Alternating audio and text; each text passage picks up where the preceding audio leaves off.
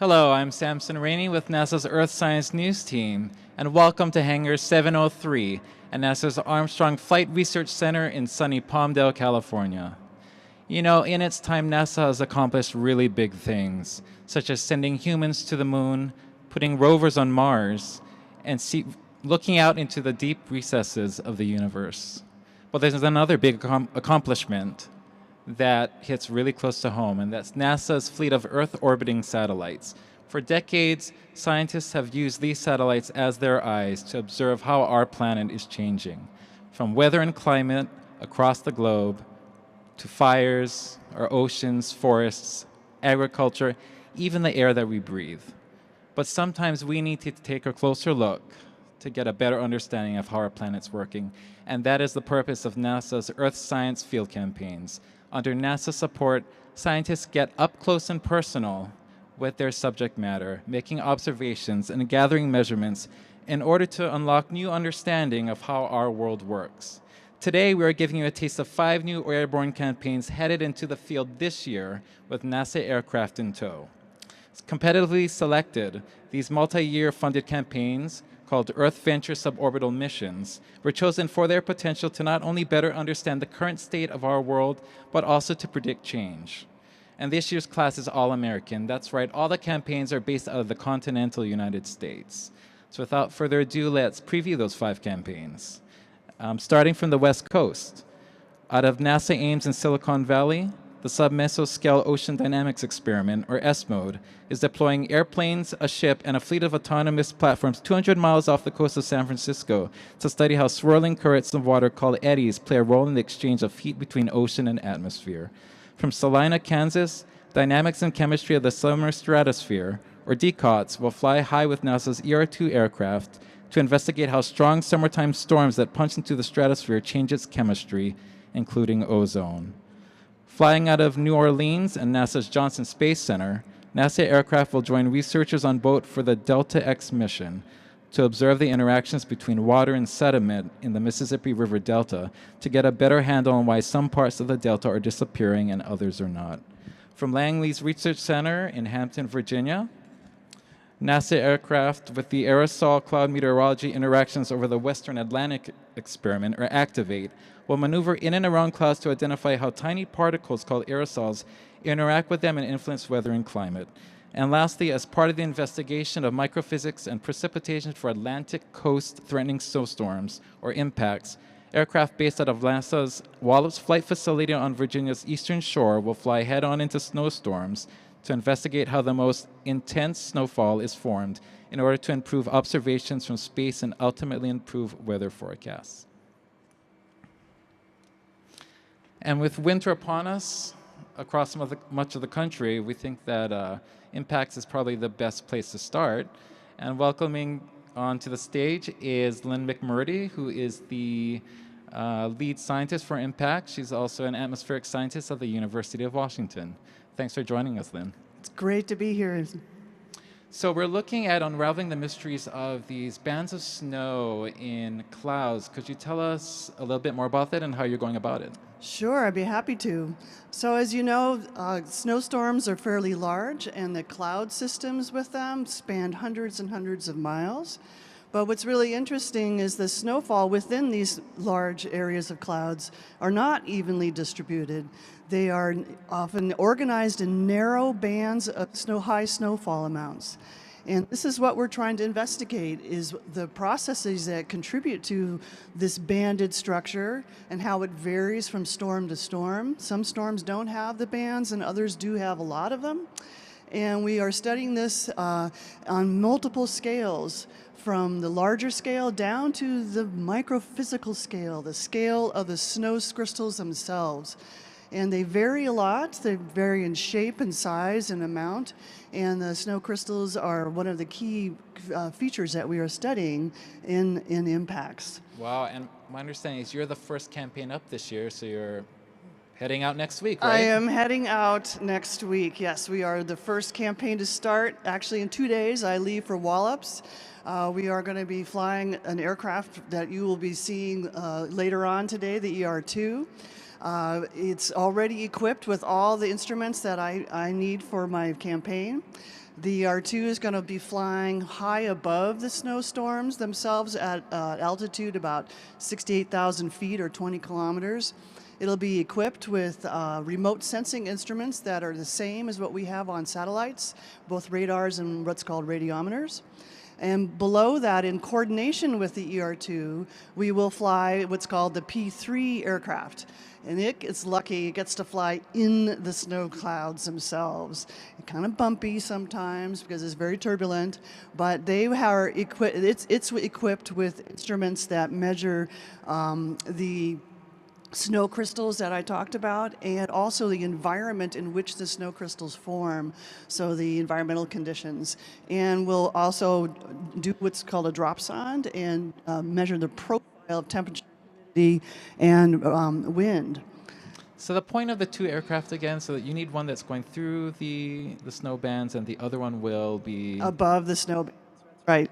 So we need the coordination to help us understand how one measures from space. So the ER2 is simulating the satellite, and so we take measurements just like a satellite would, but then we measure inside the snow bands themselves so we can relate what's going on in the clouds to what is being seen above by the satellite. Cool. Well, I think that anyone who's lived through a snowy winter can appreciate any effort to improve our snow forecasting. I know. But I'll let you, in your own words, why is this such important? It's so important. Well, I'm kind of one of those people who think snowstorms are beautiful, and they are. The snow is a beautiful thing to see, and see trees covered with snow. But we all know it's also hazardous, especially hazardous for transportation and public safety. So it's very important to be able to forecast the amounts of snowfall, and that's what's really variable in these storms. We can't do that very well. We need to improve that, and the measurements we make and impacts will help us improve those forecasts. It'll also help us improve how we measure from space so that we can monitor storms all around the world, especially places that don't have information. And real quick, Lynn, so what's the motivating factor for you? I mean, you have your snow earrings, you have your snow socks, you're a big fan of the weather, I see. I am totally a big fan of weather. I've been watching the weather ever since I was really little. I do a lot of outdoor activities, and in order to know when and where to ride your bike or go hiking, I need to do that. And so it's really exciting to be a scientist and be able to study these snowstorms and learn the details of the inside of the storms. Well, thanks so much for joining us, Lynn. It's been a pleasure to be here. Thank you so much. Of course. So we caught up with my colleague Chelsea Bayarte, who actually went to visit your teammates there as they prep for this flight happening next week, and she's going to show us what it's like to fly in one of these NASA science aircraft. That's great. Yeah. Awesome. So Awesome. Take it away, Chelsea. Thanks, Samson. We're here at NASA's Wallops Flight Facility on the eastern shore of Virginia, home to the P-3B, the aircraft that you see here behind me. This research aircraft, as well as NASA's ER-2, are going to be collecting data from the skies as early as next week. Let's go meet up with Deputy Principal Investigator for the Impacts Mission, Dr. John Yorks, who's going to tell us a little bit more about the instruments on board. Let's go. Okay, so we're here inside the P-3 aircraft. I'm here with Dr. John Yorks. How are you doing today? Good. Hi, Lynn and everyone at NASA Armstrong.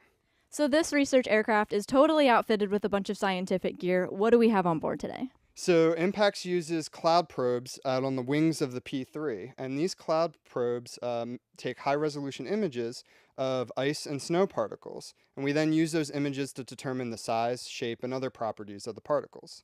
That data is then transmitted inside the airplane to computers, where scientists sit and monitor the data and the instruments.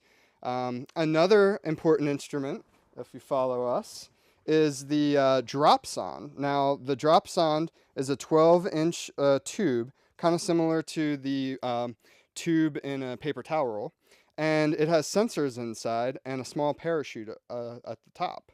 And we have an instrument back here, if you follow us, that actually acts a lot like a t-shirt cannon, and will shoot these drop sondes out into the atmosphere, where they fall through the sky at about 25 miles an hour and measure temperature, humidity, and wind speed. And all this data is important for determining the structure of snow bands. So it seems to me like snowstorms are pretty difficult to predict. How will this data from the impacts mission help us understand them more? So we're going to combine the data from both the ER2 and the P3. And when we combine all that data, we'll be able to improve the measurements from space of precipitation and also the model predictions of snowfall. Very cool, thank you. So it seems like our science teams are ready, our instrument teams are ready. There's one more person we have to talk to before we get this mission off the ground, and that is our NASA pilot. So joining us here today is NASA pilot John Bakura. John, thanks for being with us. So what is it going to be like flying through these snowstorms? Well, it shouldn't be too different than driving through a snowstorm. Now, generally pilots like to avoid things like turbulence, convective activity, and icing. In the winter storms, we won't have the convective activity you typically see in a summer storm, so we don't usually have to worry about the lightning and the hail like we would in the summer. But there will be turbulence, there will be winds, and there will be icing conditions. The good news is the P3 aircraft that we'll be flying has very robust anti-icing and de-icing systems. So our engines and our wings and our empennage will be protected. So we should be pretty good in most cases. So just keep an eye out and make sure we stay out of the worst areas. So it seems like flying conditions, while difficult, may be okay for the pilots. What about the passengers on board? How will it feel taking this flight compared to a commercial flight that folks at home may have taken during the holidays? It shouldn't be too different. There might be some areas that we're asked to fly in that are a little more turbulent than they would experience in a regular flight. But overall, it should be in pretty good shape. Just a good seatbelt and not walking around when they shouldn't be, and they should be okay. Sounds good. So I have to ask, I'm curious, this is the coolest job in the world. How does one become a NASA pilot? It is a pretty cool job. In general, most people get their backgrounds from the military, and that's because we fly a lot of different aircrafts here at Wallops and some of the other centers, and we fly in conditions that most people avoid. So they're looking for people that have a lot of experience and can kind of handle a wide range of flight conditions, and you're usually going to find that in the military. Great. Well, thank you for joining us here today. From all of us here at Wallops, happy flying and best of luck during your mission. Samson, back to you. Great, thanks so much, Chelsea. So we're moving on from East Coast snowstorms to intense summertime storms that breach the stratosphere in the Midwest. Joining us right now is Ken Bowman, atmospheric scientist at Texas A&M, who's also lead scientist for DCOTS, or Dynamics and Chemistry of the Summer Stratosphere. Ken, thanks so much for joining us. Good morning, Samson. It's great to be here. So I think it's interesting that most people find it surprising that while most of our weather actually happens in the troposphere, every now and then we have these really strong storms that kind of breach the stratosphere, and we're not quite sure what's going on there. Do you want to talk about the background on that and how you plan on investigating? Sure. So as you said, most of the Earth's weather happens in the lowest layer in the atmosphere, which is called the troposphere.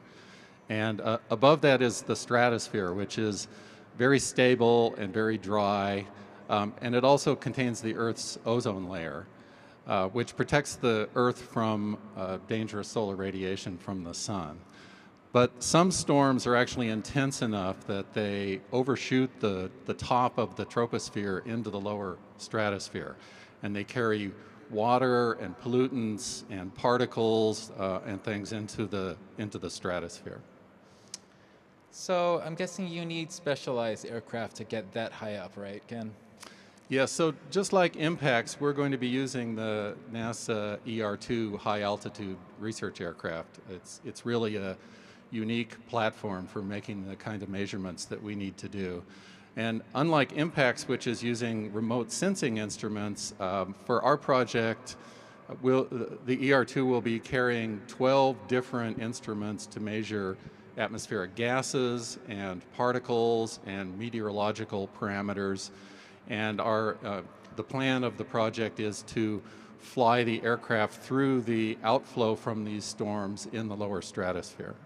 So the big question is, why is this a pressing science question?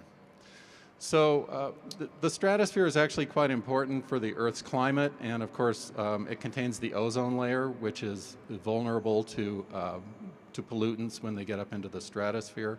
So we're going to be studying the summertime stratosphere. There are a lot of things we don't know about the composition and the radiation and the dynamics of the lower stratosphere. And the main goal is to make sure we understand how the stratosphere works now, so that as the climate changes and the composition of the atmosphere continues to change, we'll be able to predict and better understand how the stratosphere might change in the future. Cool. And so basically, I know that a lot of campaigns, scientists have some sort of idea of what they expect to find. Is this a case where it's a real discovery mission? You're not sure exactly what's going to happen. This is very novel results coming forward.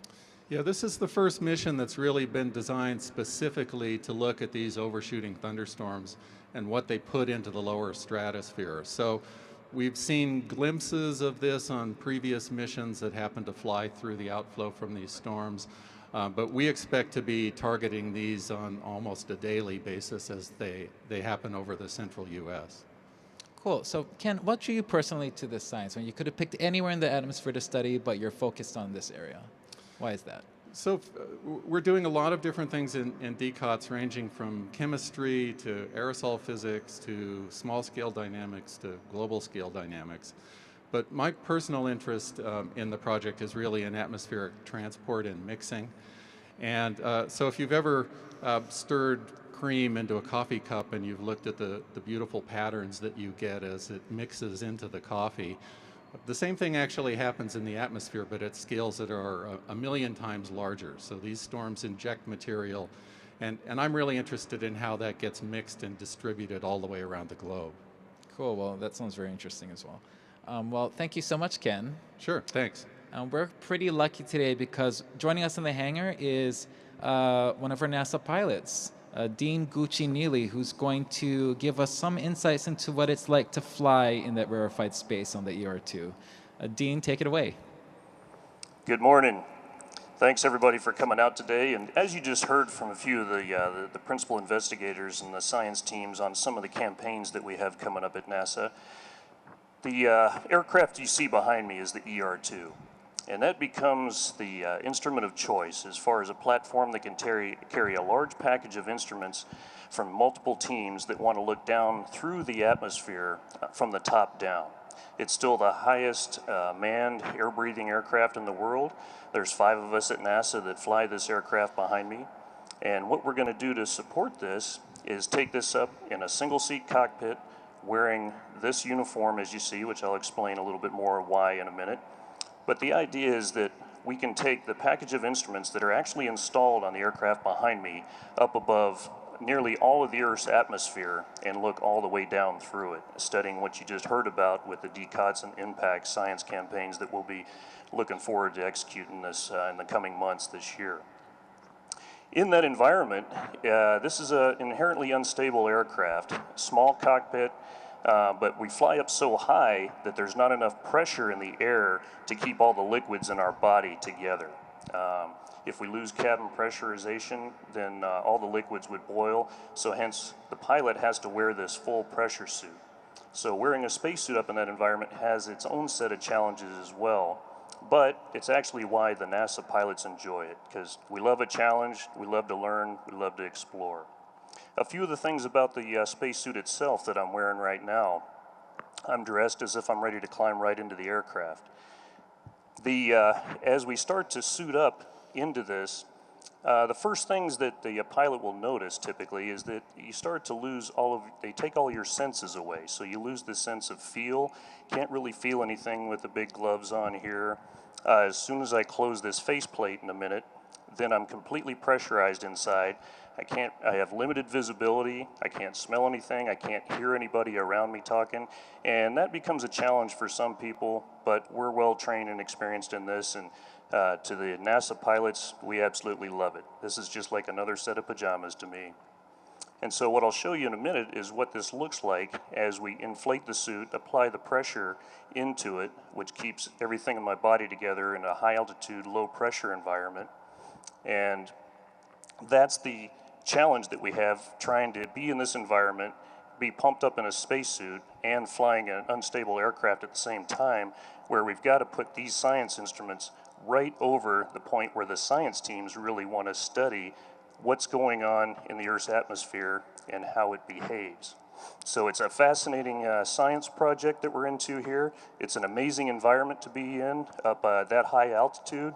There's nothing like getting up there where you can look out over the distance and see the curvature of the earth and that dark purple to black sky up there that we don't see down here on the ground because we have moisture that's filtering that. But that's an adventure and it's an amazing privilege, and we're looking forward to supporting these science campaigns studying the Earth's atmosphere and its behavior this year. Now, what I'll show you now, I'm going to seal up the faceplate and we'll turn the oxygen on, and I'll show you what this looks like pressurized, and then I'll hand it back to Samson. All right, time to get blown up.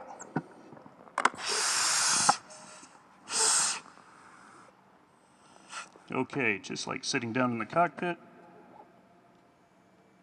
We'll inflate the suit, and then I've got to fight against the suit to operate the aircraft.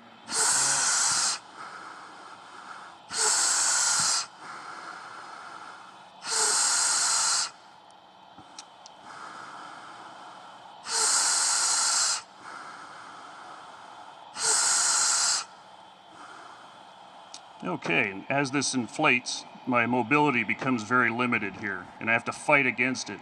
To look down at different parts of the cockpit, I've got to pull the faceplate around.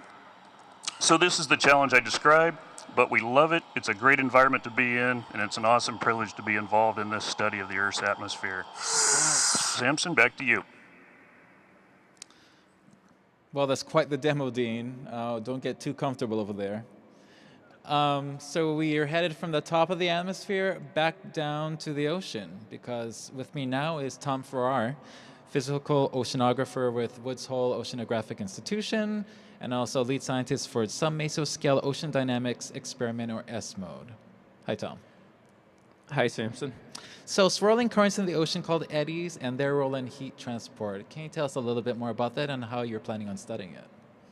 Yes. Well, the world's oceans are about 1,000 times wider than they are deep. And so if you were to zoom out and look at the Earth from outer space, the oceans are like a thin sheet of water covering the Earth, almost like a sheet of paper draped over the Earth.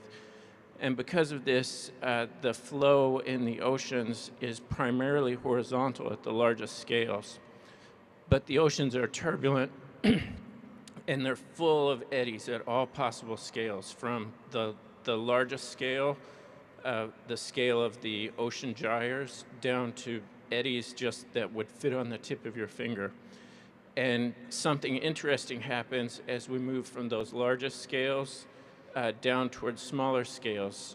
When the width of the eddies is similar to the depth of the eddies, you can have significant vertical motions, and this can be important for the transport of things like heat and nutrients. And we think this is important to heat exchange between the ocean and atmosphere, and to life in the ocean. So, from what I gather, when you head out there in April, this is going to be a huge production. Do you want to describe some of the moving parts involved? Yes, there is a lot going on in S-MODE. We'll have 3 different aircraft making measurements from different altitudes. We need to measure a lot of things like the ocean currents, ocean chlorophyll, ocean temperature, and heat exchange between the ocean and atmosphere. So we'll have 3 aircraft, a NASA Gulfstream aircraft at high altitudes, a NASA King Air B200 at intermediate altitudes, and a Twin Otter aircraft at low altitudes. And we'll also have a research vessel, an oceanographic research vessel, and a bunch of robotic ocean vehicles. So a lot of effort going on here. What's the big payoff? Why such a big effort to put this experiment into action? Well, the oceans can hold a huge amount of heat. If you took just the upper meter of the oceans and cooled that 1 meter of water by 1 degree and put that heat in the atmosphere, it would be enough heat to heat the whole planetary atmosphere by 1 degree. So the heat transport to and away from the ocean surface is really important. Wow, in terms of the climate impact, I can see that. Yes. It'll help us move forward with those kind of modeling. Great. So, yeah, on a personal note, why interested in physical oceanography? We know people that study, dolphins, fishes. What interests you about the actual physical properties of the ocean? Well, I've always enjoyed learning how things work, and I studied physics in college, and that was when I learned that there was such a thing as ocean physics, and so I became a physical oceanographer, and it's been so fun and interesting. I've gotten to go on ocean voyages all over the world and to work with people from all over the world. So it's been really a great career. Wow, sounds like a lot of fun. Yeah. So we can't actually go to the ocean right now and see those instruments in action, but we can do the next best thing because our colleague, your SMOD colleague, Laurent Greer, brought a wave glider autonomous platform into the hangar. So do you want to go check it out right now? Yeah, let's do. Awesome. So the wave glider is going to be on the RV Oceanus, right? Oh, here we go.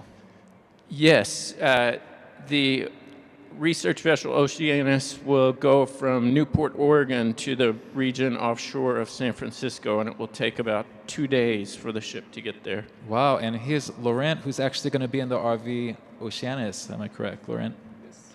Awesome. And so you are kind of manning these wave gliders, right? So there's several of them, and you'll be they'll be under your care. Yeah, That's right. I will be driving them around, trying to keep them together. So we're going to have an array and making measurement at the same time. So yeah, it looks like a very large surfboard with a lot of complex parts, and I imagine it cruising on the surface of the Pacific Ocean. Do you want to point out some of the measurements it's making? Yeah, sure. So we're going to make measurement both in the air and in the water. So for example, this sensor is a weather station, so it's going to measure the wind speed, wind direction, air temperature, humidity, atmospheric pressure, rain. Another cool instrument is this 3D sonic anemometer, which gonna measure the fine structure of the airflow above the waves.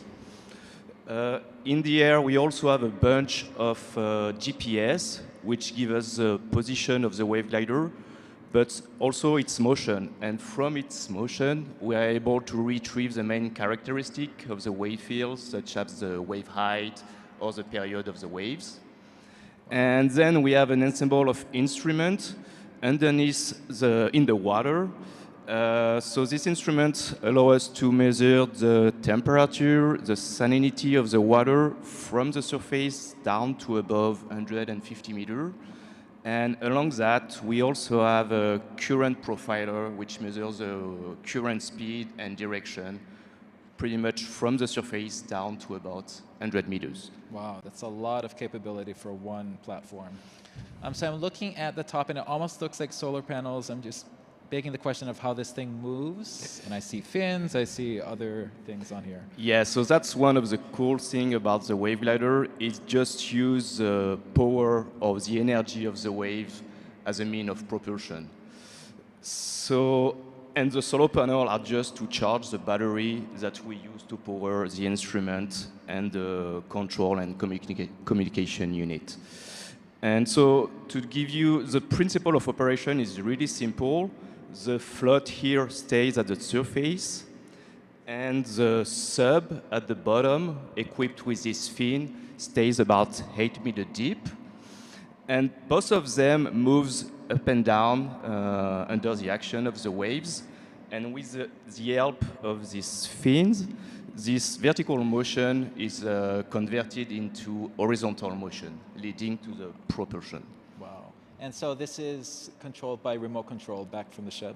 Yes, exactly, by satellite communication. So we know its position, its status, and the cool thing about it is that we do some real-time processing of our sensors, and we send them back to shore every 15 minutes, an update. So we know the conditions they are facing, and we can adjust our operation of area and also our trajectory based on those conditions. Wow, that's pretty high tech. That's incredible.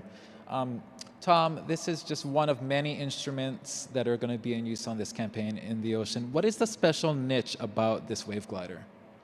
Well, the wave gliders and really the other robotic platforms that we'll have in the ocean will be giving us a view of the 3D structure of the ocean. And we're especially interested in the flow of water. So these will give us a 3D view of that water and how the eddies are swirling and the currents are coming together, leading to vertical motion in the ocean.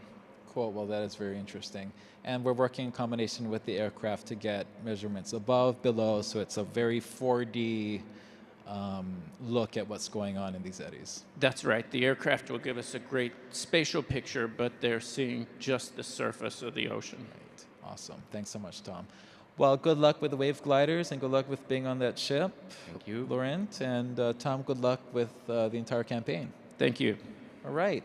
So next we're moving on with my colleague Joe Atkinson. He's actually at Langley, and he's talking with some of the team members for our next field campaign we're going to talk about. It's called the Activate mission. It's the aerosol cloud meteorology interactions over the Western Atlantic. Take it away, Joe. Hi, I'm Joe Atkinson, and I am at the hangar here at NASA's Langley Research Center in Hampton, Virginia, this historic facility where Gemini and Apollo astronauts train to do rendezvous docking maneuvers, and where we keep our fleet of research aircraft will be home base for Activate scientists and crew when they begin conducting research flights out over the nearby and super conveniently located Atlantic Ocean just next month. I'm joined today by Luke Ziemba. He is the instrument scientist here at Langley for Activate. Behind us, you can see the Falcon and King Air aircraft that they will be using. When I look back at the Falcon, it has all these crazy probes and sciencey looking things sticking out of the top of it. What are we looking at? What do these things do? So for Activate, we're making lots of different measurements, so we need lots of different probes and instruments in the aircraft. If we look at the crown of the aircraft, you can see 4 inlets. On the left side, as you're looking at the aircraft, is a gas inlet that we use to bring in air and measure the concentrations of CO, CO2, and methane in the atmosphere. Next over is an aerosol inlet that we measure the properties of particles in the atmosphere, so the optical, chemical, and microphysical properties of aerosols. Next over is what we call a CVI, or counterflow virtual impactor, and that rejects those aerosol particles, and we only look at droplets that enter the probe, and then we evaporate those droplets and look at their composition. And then lastly, we have a cloud water collector, and that collects droplets inside the clouds, brings them into the aircraft through tubes, and then we collect water samples in vials that we take back to the laboratory and look at post-mission. We have some instruments on the wings here as well. Can you tell us what those do? The wing probes measure the cloud properties. On the right wing, we have what we call a cloud aerosol precipitation spectrometer, or CAPS, and that measures the size of the droplets and the number concentration of them. On the left wing is a similar probe that's operated by DLR, and that probe measures the number concentration and size of droplets, but over a different range of particle sizes. Oh wow, so we're getting onto the Falcon here, and man, I can see that it's pretty crowded, and you don't even have everything on here yet, right? So tell me a little bit about what it's going to be like. That's right. So we're currently integrating the Falcon, meaning we're putting our instruments on. We currently have 3 racks on the plane, and we're going to have 3 more sitting essentially right where we are on the plane now. And you have to have people on the plane too. Right, so during flights we're going to have 2 pilots up front, but we're also going to have 2 scientific operators that will sit in front of racks and monitor instruments and keep them calibrated. What does the Falcon do during these flights? So we're based out of Hampton, based here at home, but we're going to be flying out over the ocean. So we can do local flights out over the ocean, or we can go to Bermuda and back, or target different cloud environments. Our flights are about 4 hours in duration, and we fly from about 500 feet above the water surface up to about 5,000 feet. And we're porpoising between those altitudes constantly. While you're doing that, the King Air is going to be flying too. So talk to me a little bit about what the King Air is going to be doing. Right, so the uniqueness of Activate is that we have coordinated flights between 2 aircraft. So we're flying low, but the King Air is flying up at 9 kilometers, looking down on the scene with remote sensors, and especially with the new system that we have, a drops-on system. You actually have a drops-on here in your hands. Can you kind of explain to us what we're looking at here? Sure. The drops-on has a parachute on one end, and it has sensors on the other. We measure temperature, pressure, relative humidity, and wind direction and speed with the sonde. We use a launcher from the aircraft, and it drops at about 11 meters per second, and we get a sounding of the atmosphere as it falls. You have two other instruments on the King Air. What are they? A research scanning polarimeter and a HSRL, or high spectral resolution LiDAR on board. Those two instruments in conjunction allow us to retrieve the properties that we're measuring on the Falcon aircraft. We don't actually have them to show you here, but we are going to take you to the lab to see the HSRL. This is our instrument and how it's configured on the aircraft. This is a high spectral resolution LiDAR. So what we do is we send different color pulses of laser light out into the atmosphere from the bottom half of the instrument. Those laser pulses go into the atmosphere, and we collect that scattered light energy from the atmosphere with our telescope, and then direct that light into the various detectors in the instrument head. At the operator station, I can look at those various signals coming from all the detectors, getting information about the aerosols and clouds. Now, why that's important, you've already heard about the detailed measurements that the Falcon is taking as they're flying down low. Well, we're flying up high, and we're measuring, it's a remote sensor, so we're measuring from the aircraft all the way down to the surface. And we can combine those measurements from both aircraft to really get detailed information and dig into the science of how aerosols and clouds interact. All right, so that was our behind-the-scenes look at what we're doing here at Langley to get ready for Activate. Thank you so much, Luke, and thanks to Dave Harper. Back to you at Armstrong. Well, thanks for the report, Joe. There's a lot going on that aircraft, it seems. Well, joining me right now is actually the lead scientist for Activate, and it's Armin Sarushian, atmospheric scientist out of the University of Arizona. Armin, thanks for joining us today. Thank you, Samson. So it looks like your mission is in good hands, according to that video, right? Correct. So, as we all know, clouds are a common feature in the lower atmosphere, and they're not just beautiful objects to look at in the sky, but they play a very important role in our planet's energy balance because they're very reflective. But we don't fully understand how clouds work, especially how they form and how they evolve. And so we need to change that. And it begins with understanding how do you even make a cloud droplet. So the seeds of cloud droplets are these little aerosol particles, things like dust or smoke. And when we breathe, we're inhaling large amounts of particles, and they vary widely in terms of what they're made of and their size. So it turns out that depending on the number and amount of particles you have, cloud droplets can have very different properties in terms of their size, their composition, and their lifetime. And this leads to varied effects on weather and climate. So to understand these complex interactions between particles and clouds, we need airborne measurements, and we need information below, inside, and above clouds all at once, and it's really hard to do this with just one airplane. So Activate embraces this approach, as you just saw in the video, to use two planes that will fly in a coordinated fashion to get all the information we need at once. So we will do about 150 joint flights over the next 3 years over the western North Atlantic Ocean. So, I mean, what kinds of aerosols are we looking at in this particular campaign? What types of aerosols? Well, there's a wide range of different pollution sources that impact the western North Atlantic Ocean. That was one of the reasons we chose this region, because we need a wide diversity in terms of emission sources and weather types. So we have biogenic emissions from plants, from the ocean, we have sea salt, we have biomass burning, we have dust from Africa in certain times of the year, and we have urban emissions as well, coming off the east coast over the ocean. So, I know we've had a few campaigns that were looking at these similar processes, aerosols and clouds. We've been off the coast of Africa, we've been in the maritime continent by the Philippines. And so it looks like we're having a growing compendium of these measurements. So what's the point of having all these different measurements taking place across the world? Yeah, so again, the science of aerosol cloud interactions, what we are struggling with, the research community, is a general lack of statistics. There are so many factors influencing cloud properties that we just need more and more and more data in different regions that are there's different types of particles, different types of weather, and so having data across the world, and what's very special about Activate is just the sheer amount of flights we're going to do is very, very large. We're going to get about 1,200 hours of flight data, which is kind of unprecedented, and so we need statistics. And so combining all these campaign data and using Activate, it's really going to help the international research community. It's incredible. So how did you get motivated to get into this kind of science? I mean, it's not something that people just stumble into, I'm assuming. Right. So since I was a child, I've always been fascinated and inspired by airplanes. So although I never pursued flying myself, I've just liked looking at them and being on planes. So one of the best parts of this research is not just being on the plane, but being able to steer the direction of flights and doing impactful research. And to sweeten it up even more for me, my background is aerosols, but my professional role model, my father, he's a hydrologist who studies precipitation. And of course, the link between aerosols and precip are clouds, which is the heartbeat of the Activate mission. It's incredible. So following in your father's footsteps and your work informing the others' work, I think that's kind of beautiful. Thank you, Samson. Great. Thanks so much, Remy, for joining us. Good luck on that campaign. Thank you.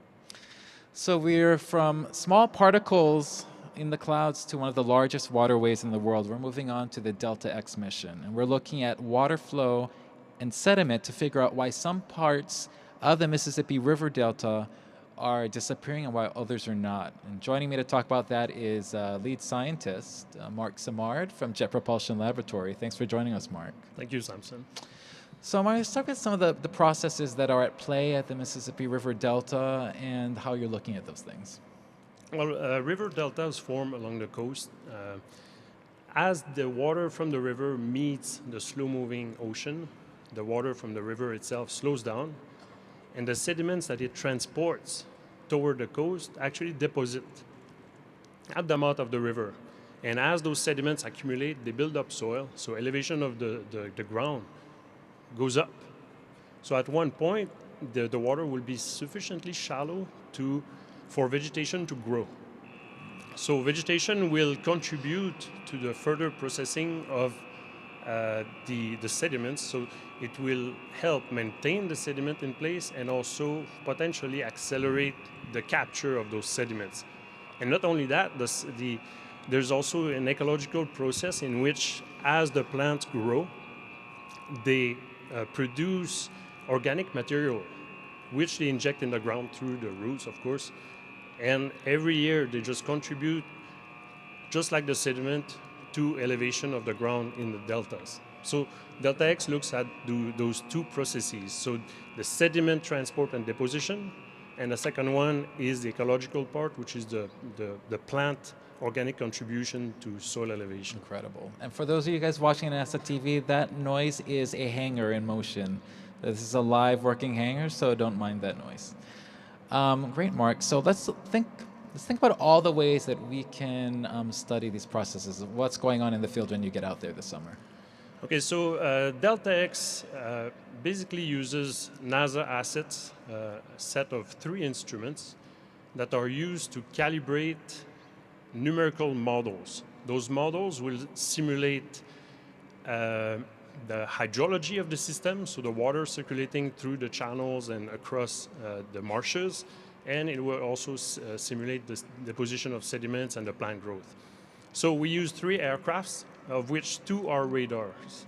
The radars are used to measure the hydrology of the system in the channel network and also throughout the marshes. It will look at the propagation, for example, of the tidal wave propagating upward inland in the marshes.